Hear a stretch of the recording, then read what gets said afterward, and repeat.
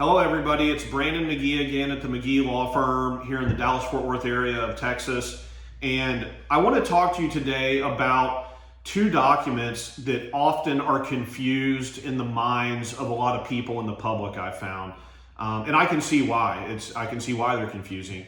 And these documents are what we call a DNR, which is a do not resuscitate. And the other document that it often gets confused with is Advance Directive to Physician, which is commonly called a living will.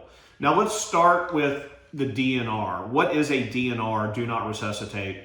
That is something, a document where you're telling medical personnel, if you believe that I am gone, if you believe that I am deceased, my heart has stopped beating, do not take resuscitative measures. I do not want the things that people do, CPR, putting paddles on you, on your chest to shock your heart. I'm not a doctor, so I don't know the exact ins and outs of everything that they do, but I know some of these general things. But this is mainly something that's going to apply in a home setting with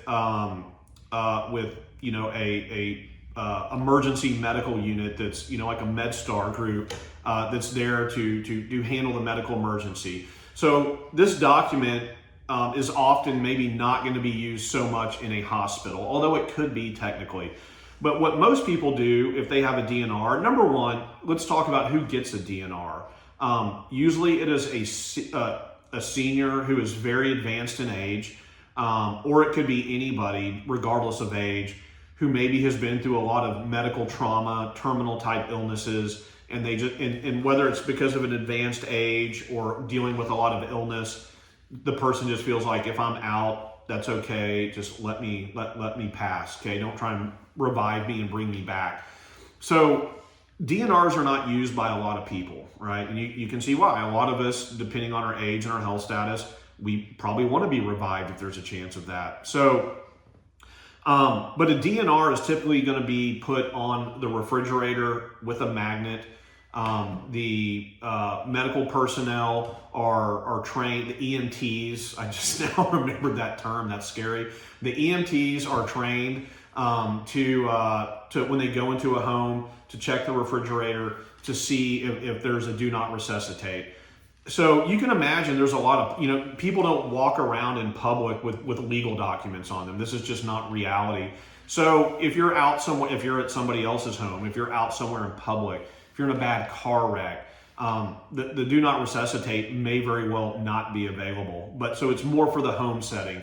So just because you signed a DNR, if something happens to you somewhere other than your home, you may still be resuscitated, even though you said you didn't want to be. So we have to kind of deal with that reality, okay? Now, what is the difference between that and what we call an Advance Directive to Physician, also called a living will? That document, I'll just call it living will so that it's easier, shorter to say. That document is used in an actual hospital setting, and it instructs a hospital either to not put you on life support in certain situations, very dramatic situations, or if you have been put on life support and that document is presented by a family member to the hospital, they are to remove you from life support if the situation fits. So again, a DNR is more along the lines of telling an EMT in the home setting, in an emergency setting in your house, don't resuscitate me, okay? The living will is telling a doctor in a hospital, please don't put me on life support, or please remove me from life support if certain situations fit. These situations are, this person is going to die regardless in the pretty near future, or this person has had so much brain damage that they're pretty much, I hate to use this word, but they're pretty much in a vegetative state. That's not going to change.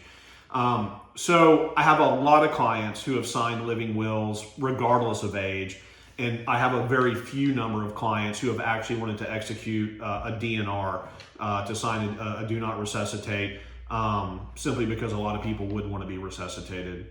So that's the difference, guys. I hope that kind of clarified that for you, because that's something that gets confused in a lot of people's minds.